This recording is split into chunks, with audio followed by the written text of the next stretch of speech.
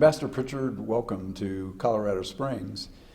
Recently, the North Koreans and the United States entered into an agreement sometimes called the Leap Day Agreement, because it was on February 29th of 2012, in which the North Koreans agreed that they would suspend their highly enriched uranium program, their plutonium nuclear weapon program, long-range missile launches, and that they would allow the International Atomic Energy Agency inspectors back into Yongbyon, their major complex in North Korea.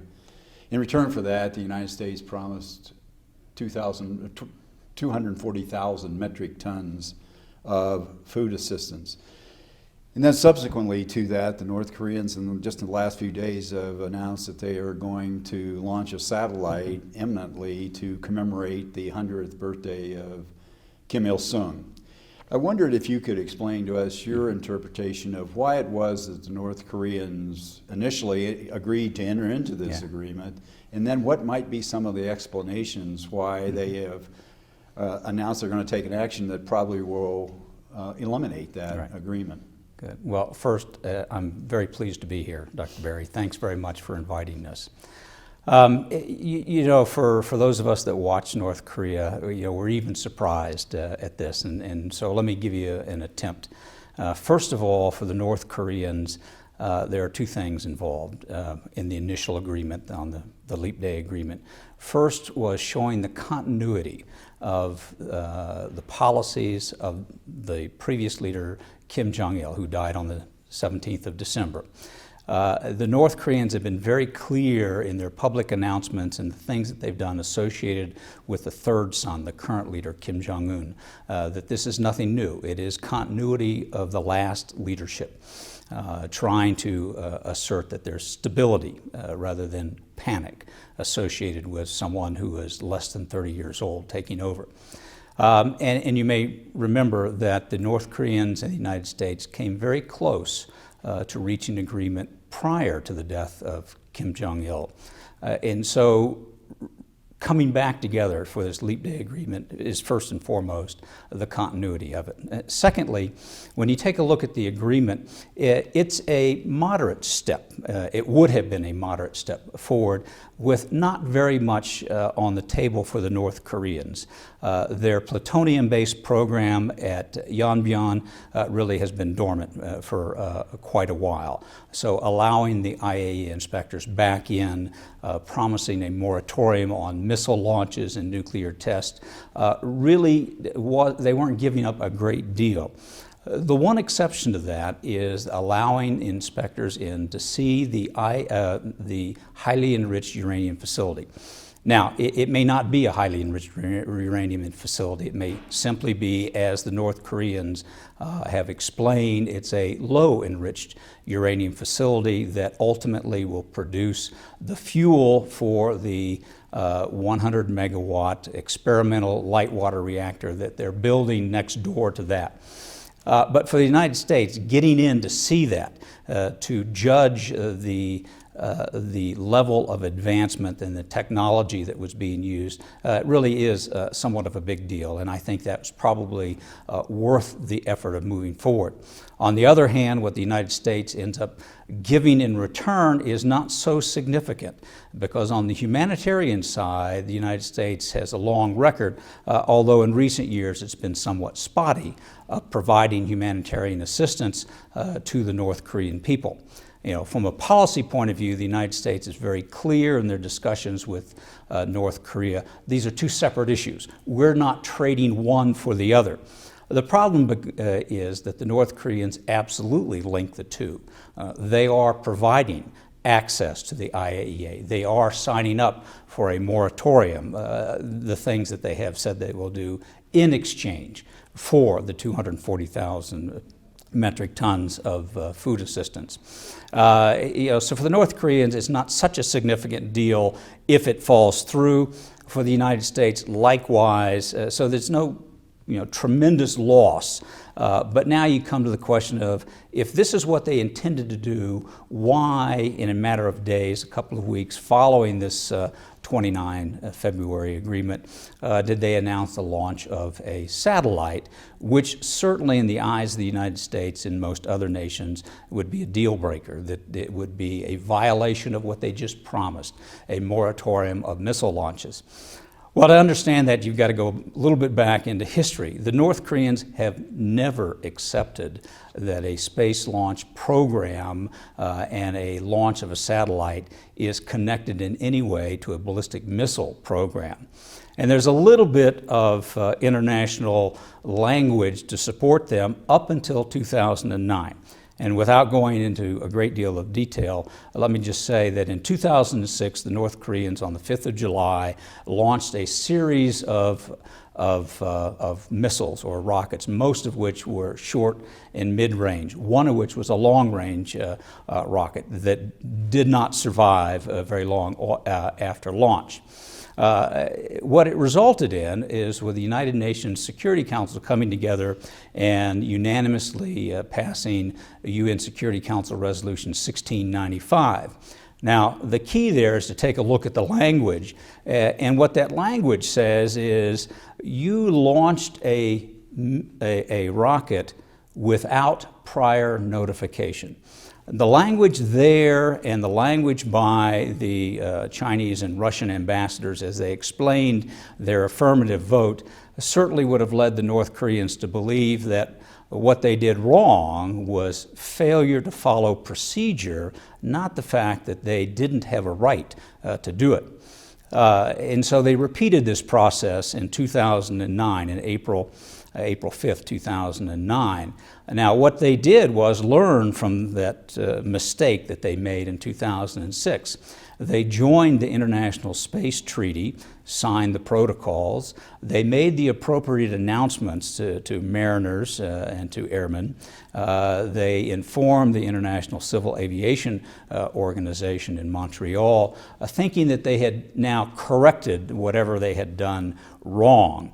Well, unfortunately, most of the world, to include the UN Security Council resolution, came back after that and said, no, what we really meant by 1695 was, you alone, out of all nations in the world, have no sovereign right to a space program, and what you did now in 2009 was a violation of what we said. So for the North Koreans, they've never accepted that. They believe that there's clear language distinguishing between a space program and a military or armed ballistic missile program. Now, the truth is, as you're well aware of, there is virtually no distinction in that technology or the advancements that they would make or learn by launching a satellite.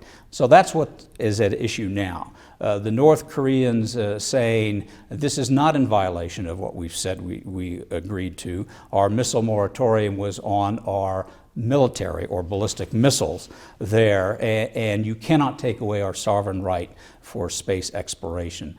So there's the distinction from a North Korean point of view. But as I said, following 2009 and the very explicit explanation of the Security Council, that's not one that is holding water these days. Okay. What do you think then should be the policy of the United States and our South Korean ally then, if in fact North Korea does launch a satellite within the next few days? Well, there's a distinction between what ought to be the policy and what's probably going to happen. Let me focus on what I think is probably going to happen, and that is the United States, South Korea, Japan, and many others will condemn the North Koreans for that. Now, the problem with that, there's very little that you can do in terms of enforcing or making more stringent some of the sanctions that have been put in place on the North Koreans, particularly following their second nuclear test in May of 2009. And so that's a very difficult proposition. How are you going to change the behavior? How are you going to punish the North Koreans? And there's very little that is likely to occur. What's disturbing, or more disturbing now, is the information that's coming out that the North Koreans may be preparing for a third nuclear test. Now, if we go back 3 years to the April 2009 missile test, that was followed by the end of May by a second nuclear test by the North Koreans. I had occasion to talk with some senior North Koreans from their UN mission shortly following those two events. And their initial response was, well, one, we have this right, and secondly, it's because you, the West, and the world condemned us for our missile launch, satellite launch, for which you really had no right to do. And in response to that, we were showing you we had rights, and one of which was development of our nuclear weapons program. Now that clearly is nonsense. The preparation that goes into the decisions that are made prior to a nuclear test are long and arduous. So they had done that all along. That appears to be, at least from initial intelligence, what may be occurring, that the North Koreans, shortly after this satellite launch, may very well have a third nuclear test. Now that's even more disturbing than the satellite, because what it suggests is the North Koreans have made a calculation in terms of what they can get away with, particularly with regard to the Chinese. You know, had you asked me a couple of weeks ago, do you think that the North Koreans will have a third nuclear test, my answer would have been no. That the Chinese would not stand for that. The North Koreans understood exactly where their benefactor was on that particular issue. They needed the stability in this transition of power to Kim Jong-un, and they wouldn't risk a negative Chinese reaction. But if they go through with it, that means the North Koreans, in fact, have made a calculation, a very sophisticated calculation, that says the Chinese are really in a very difficult position and cannot react harshly no matter what the North Koreans do. So this will be, if that's what's going to occur, an even more troubling development. Realizing it's always difficult to try and get into the heads of the North Korean leadership, some experts on North Korea have suggested, in light of the apparent change in policy to go ahead with the launch and jeopardize the earlier agreement, that this may reflect some sort of a policy dispute in North Korea between more moderates and more hardliners, if those terms have any meaning whatsoever. Others have suggested that it is, much as you did a little earlier, that it is involved in sort of the continuity of the political transfer from Kim Jong-il to his inexperienced son, Kim Jong-un. Do you have any reactions to those speculations, or any of your own? Yeah, you know, initially when information came out about the Leap Day agreement, my initial reaction was, well, this is a positive step. My assumption was that there had been a clear discussion and an agreement as to what was included and what was not included in terms of a satellite launch or whatnot. Finding out that perhaps those assumptions may have been incorrect. But initially my reaction was, once the North Koreans announced their satellite launch, is there may be, behind the scenes, a little bit of a power struggle. Now, finding out that the clarity of what was or was not covered, particularly given the history of how North Korea views their satellite launch, suggests to me that that's not the case, that it has more to do with continuity. And above that, it has to do with the celebration of the 100th anniversary of the birth of the original founder, Kim Il-sung. Now, if you're a North Korean and perhaps you're living in Pyongyang, the North Koreans can say, well, you know, we built some more apartments, we've repaired the roads, there's more electricity, we in fact are a powerful and prosperous nation, and that's what we're celebrating. Well, that's 10% of the country. The other 90% don't have any of that to hang a hat on in terms of why are we celebrating what successes? And so for them and the country as a whole, a successful launch of a satellite is terrific news. And it is something worthy of celebrating on the 100th anniversary of Kim Il-sung. So I think that has a lot to do with it. Okay. I'd like to shift our focus a little bit now to relations between the United States and our South Korean allies. Some, again, policy experts have speculated, or not speculated, but argued that the relationship between the United States and South Korea is as strong now as it ever has been. Assuming that to be so, what are some of the factors that you believe have contributed to this exceedingly good relationship between the two countries? And since we know that in South Korea, with a presidential election coming in December of this year, and that Lee Myung-bak cannot succeed himself based on the South Korean Constitution, and the possibility that there will be a change in political leadership in the United States as well, do you believe that the bilateral relationship will continue in the direction it has been going over the last several years, or will the personalities here, the very strong relationship between President Lee and President Obama, once that might not be there anymore, will that affect the longer-term relationship? You've answered the question. No, it's a terrific question, and I'm one of those that do believe that the relationship now is really at the best than it has ever been. And I also attribute that to what I would say is the symmetry, the personal relationship between leaders. It makes a world of difference.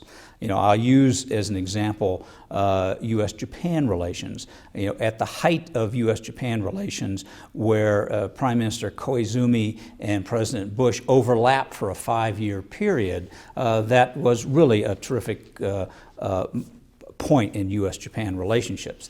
Things have deteriorated for a lot of the things that you're suggesting. The same could be true in Korea. I hope that's not the case.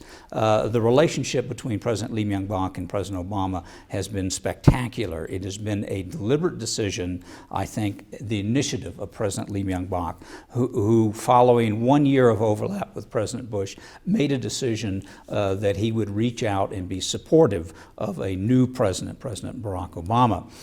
And that turned out to be a mutually beneficial relationship in which South Korea was supportive of the efforts that the United States was taking on a global scale in the face of the economic downturn.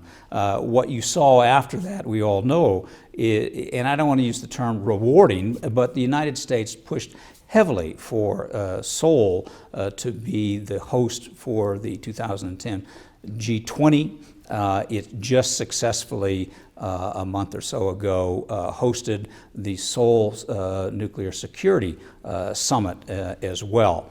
But this brings up the question that you point out. So what happens if there is there will be a new South Korean president who is less of the policy persuasion of Lee Myung-bak, and you may or may not have a change in the U.S. leadership? Is there a mismatch? We've had that before, and it plays heavily on the perception of the relationship, even though we have a very concrete basis between the United States and Korea under the surface of the leadership, a very strong relationship. But the perception of how the two leaders get along, it matters greatly. So there is that opportunity. There are a number of issues that are coming up in the next couple of years with regard to U.S.-Korean relationships that suggest that if we have a renewal of a positive